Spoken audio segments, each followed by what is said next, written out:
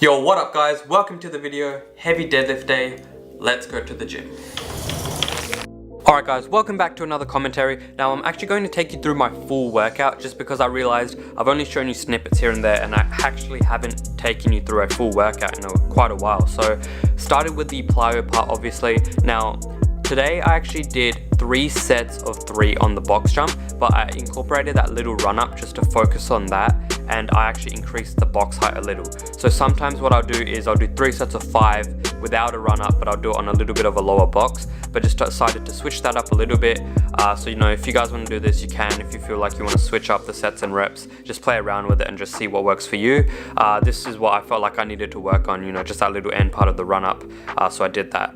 Then the second exercise I did the weighted squat jumps with just some very light dumbbells. So I actually did 4 sets of 6 for this, and I'm working on very minimal ground contact. Now the knees can really cave in on that exercise as well, so I was really aware of that and trying not to let my knees cave in.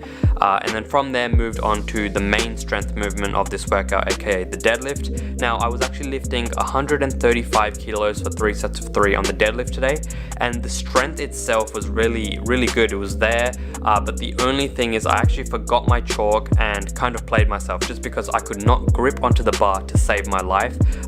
As you can see, first it was okay, but from here on the very last rep, my grip would just slip and it would really throw me off, and it was really annoying because the strength was there, and if I had my chalk, it would be a very clean set. But it just got super messy, but that's kind of a part of it, I guess, if you forget your chalk. But anyways, I just tried to keep my form still really good, because I know that if my hips start to rise or something like that happens, then it can be very strenuous on the lower back. So I was just trying to keep that focus, even though that was kind of distracting. But yeah, overall still not complaining, just because that strength just because that weight I couldn't really do for 3 reps when I started the program, so that shows progress. And then moved on to some front squats, which I haven't done in a while also. Usually I would do stiff leg deadlifts or some pause deadlifts right after my main deadlifts, but today I thought I'd do the front squats, just focus on exposing my knees to a little bit more stress, just because it is very quad dominant and puts more stress on the knees. It also helps with your lower back and helps with quad strength, hence helping your deadlift. So thought I would work on that, and then also just make sure that my form is as good as possible, hence not going very heavy. Now the next exercise after that is just the single leg exercise, which I normally incorporate. Sometimes I'll do lunges, but today I did a Bulgarian split squat. Now I do recommend getting one single leg exercise into your workout, even if you're not a single leg jumper, just because it's good to sort of get a little bit more stress on it. Obviously it will put more stress doing it with one leg as opposed to doing it with 2 legs, so it's good to sort of work on that, give it that little bit more stress that it needs sometimes. And obviously if you're a 1 foot jumper, then definitely incorporate them. Then finished off with some leg curls, 3 sets of 12. This I go very light. I don't really go heavy on the machines. I just focus on finishing with a nice pump, and then finished off with some core work. So that's it for this workout. I'll post the whole workout so you guys can screenshot. Feel free to do so, and I'll see you guys in the next clip. Peace.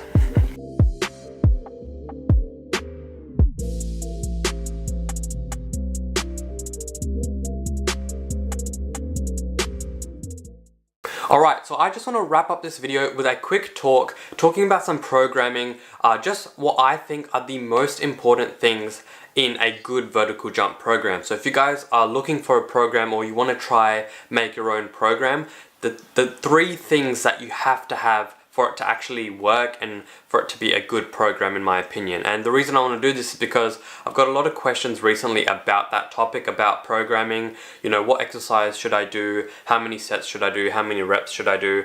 And those things kind of vary upon the individual, so I can't give an exact answer, but I can give you 3 rules you should have in your program. So the first thing is that it is focusing on developing your strength and power. So those are probably they are definitely the 2 most important fitness components in a vertical jump program, obviously because you need strength and then you need to have the ability to produce that strength quickly, hence power. So those 2 things are a must. So that's why I'm not a huge fan of programs that only have plyometrics and don't have weight training, even though they can kind of work for beginners, I just think eventually, you know, they're just not going to work anymore, and you need to get on something that incorporates both strength movements, so squats, deadlifts, and then also power movements.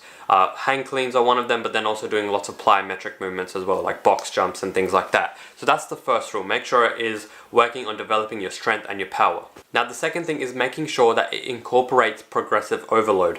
Now, what progressive overload is just making the program a little bit harder and harder over time, slowly increasing the demand on your body. Now, the reason we do this is because if we just continuously lift the same weight or just keep doing the same intensity, our body's not going to grow because we're just giving it the same stimulus.